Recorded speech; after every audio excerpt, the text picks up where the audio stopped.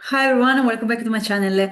In today's episode, the main goal will be to share with you the main energetics for the next lunation that is gonna be on 18th of January 2026. And I would like to say that if you want to start the year strong, please, I advise you to work with the new moon in Capricorn. So let's first start with what are the core concept and the main themes of Capricorn new moon, and then we go through the main transit and the main energetics. So stay with me till the end of the video. So let's start with the core concept. All the time that we have the new moon symbolize fresh start, new cycle, planting new seeds that will grow over the next weeks and months, and especially will have the fruition in the next 6 months during the period of July. And so the most important things during this period, during the next lunation, is really to initiate something, initiate intentions that will manifest through the first half of 2026. Capricorn energy is an earth sign ruled by Saturn, and Capricorn usually symbolize ambition, discipline, patience, long-term planning, and build lasting foundation. Usually, it urges practical, steady progress rather than impulsive moves. Okay. The new moon will be at 28 degrees of Capricorn. And if we go to check the Sabian symbol for Capricorn, we need to check the 28 degrees and 29 degrees that represent a woman reading tea leaves. And the woman reading tea leaves basically represent highlight actually all the themes connected to intuition, psychic insight, symbolic interpretation. So this kind of degree symbolize and encourage looking beyond the surface, trusting our intuition, and basically discerning meaningful patterns without succumbing to superstition. Okay. Now, which are the key astrological aspect that, in my view, because every astrologer has his own view, in my view, we need to take into consideration. So we have a lot. First of all, the 18th of January, we have a lot. We have a lot of planet in Capricorn. We have 4 planets in Capricorn. We have the Moon, we have Mercury, Mars, and Venus. So it's really a stellium in Capricorn, and this stellium in Capricorn intensify a lot of practical and real communication, action, and values.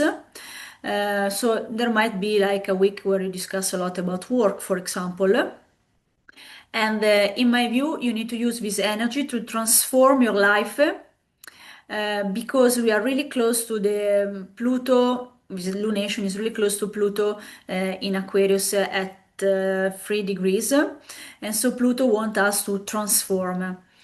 For example, if you have this new moon in your chart at 10 degrees, in the 10th house, it might represent a new beginning in career.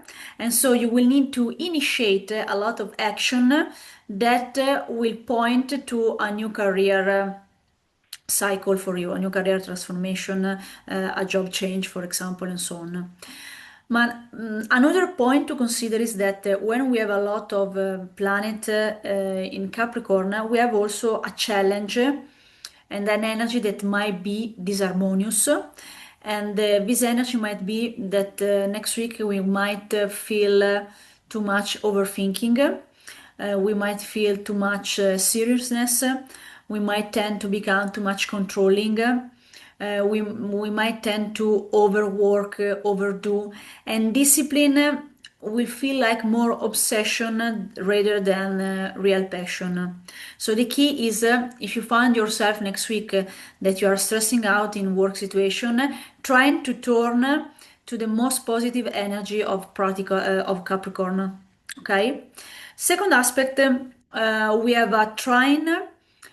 So the new moon in Capricorn is trining to Uranus in Taurus, and This Uranus in Taurus is bringing a lot of innovation, is bringing a lot of sudden insight. And if the energy of Capricorn is representing manifestation, let's say that you can manifest in an innovative and independent way. And of course, Uranus in Taurus, the main focus might be also in your life about finance, about resources, mainly about finances and resources. Then third aspect, we have a wonderful, wonderful, wonderful sextile with Saturn and Neptune in Pisces. And when Saturn and Neptune are in Pisces, this energy represent making a dream, your dream actually, making your dream come true. And so the energy of Capricorn is bringing structure to your dream in order for you to achieve it and celebrate in 6 months time. Last but not least, this lunation is in opposition to Jupiter in Cancer. So let's say we might be quite, there might be some emotional aspect during this period, but the best harmonious sides of this aspect is that we are balancing emotional nurturing with the Capricorn's practicality, let's say. And the last tiny aspect is that this lunation is squaring Chiron in Aries, and Chiron in Aries represents the wounded healer, and so this aspect is highlighting wound around identity, around independence. But this wound has have a purpose because they are pushing us for healing, mainly healing through assertiveness, through assertive action.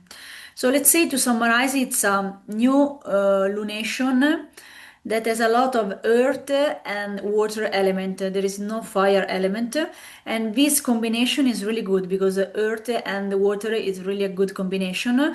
And the best focus that I would like to advise you is really to focus on making your dream a reality.